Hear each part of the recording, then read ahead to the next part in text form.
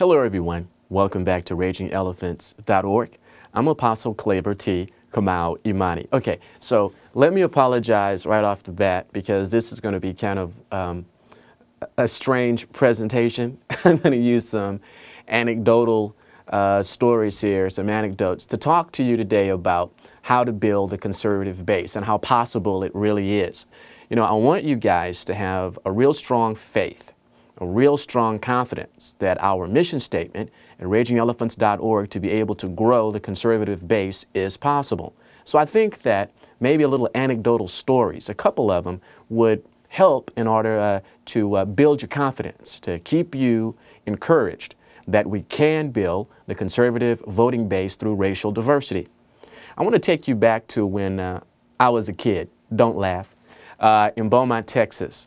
And growing up, segregation, or I should say school desegregation, hadn't been fully manifested yet. So there were still two black high schools in Little Beaumont, Texas. One of them was the high school that I finished from, Hebert High School, home of the mighty Panthers, and Charlton Pollard High School, which was in the south end of town, Charlton Pollard Bulldogs. And so today we're going to talk about Panthers, Bulldogs, and the black vote. Now, the first high school football game I went to in Texas was a Hebert High School football game when I was 3 years old. So from my very early youth, I was determined to be a Hebert High School Panther from the Pear Orchard in Beaumont, Texas.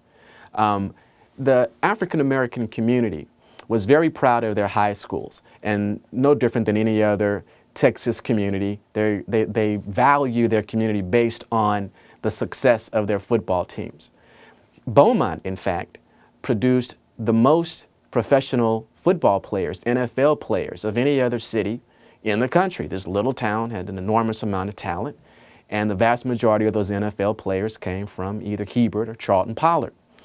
The football game that was played every year was played in the College Stadium, and it was called the Soul Bowl, and it was sold out. And it was this huge rivalry between the Panthers of Hebert High School and the Bulldogs of Charlton Pollard.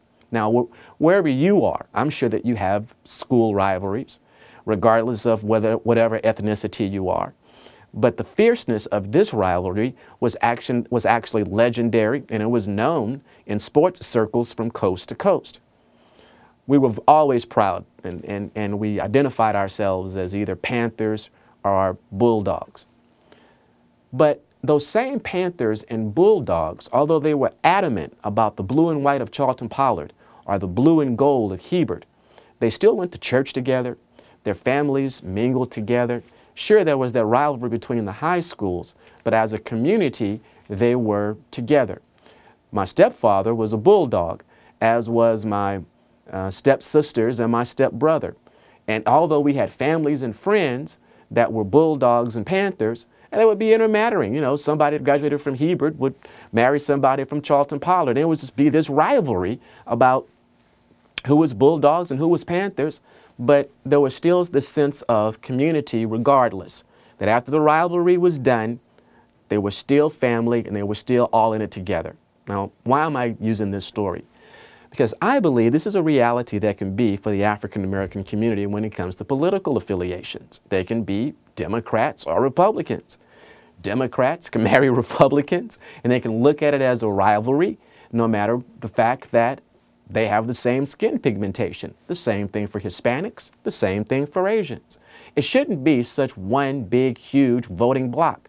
Do you understand that 40% of the African American community says that they are not monolithic, that values are different from person to person, and based on interrace demographics, the 40% of African Americans say, you know what, we aren't all the same, that we're not monolithic, but yet we still vote that way. I believe that this is a reality that we could take advantage of.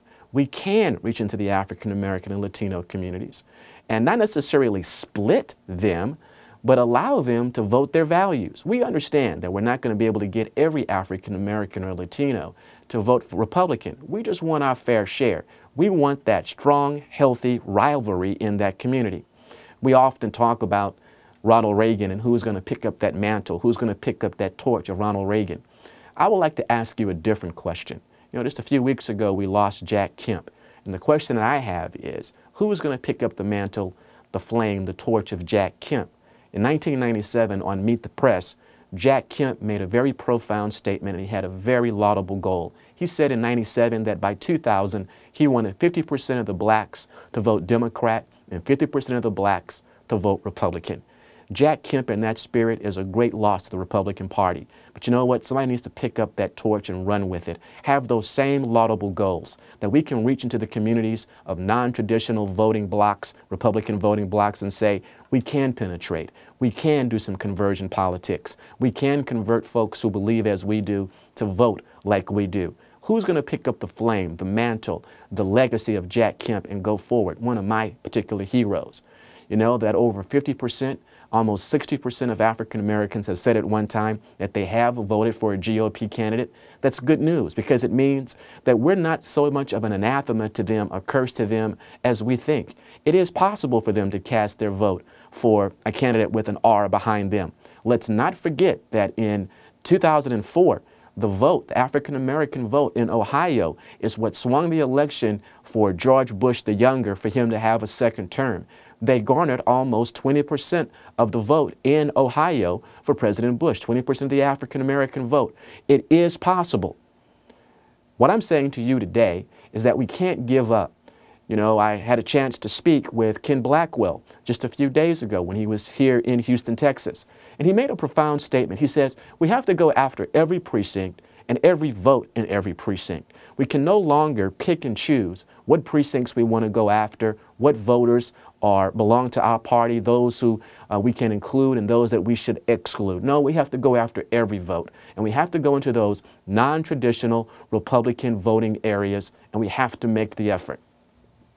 Let me end with this. One of the reasons why this demographic crisis has jumped up and bit us in the unmentionables of our body parts is because of what the Bible says in Galatians 6, verse 7. God cannot be mocked. A man will reap what he sows. The problem for us in the Republican Party, the reason we don't have a stronger following, a stronger dedication from the communities of color is quite simple. It's because we have not invested. We have not sown seeds in the communities of color. And when harvest time is supposed to come on election day, we get no harvest. We don't have a diverse base, and we don't have a diverse ballot, because far too long our leaders of the party have made the very unwise, quite frankly foolish decision of not sowing seeds in the communities of color. We've got to do that. We have to invest in the communities of color. We have to sow our seeds. And we have to believe that just like the Panthers and the Bulldogs, African Americans will make decisions that will allow some, if not all, to come to the Republican Party. We must do that in order for us to win elections. I believe firmly, full confidence, that with your help, with the leadership of RagingElephants.org, we can do that. Once again, I ask you, go to our homepage, click on that donate button. If you agree with me, then be a part of our volunteer corps, be a part of our donor base. Let's get the job done. Thank you for your attention. I'm Apostle Claver T. Kamau Imani.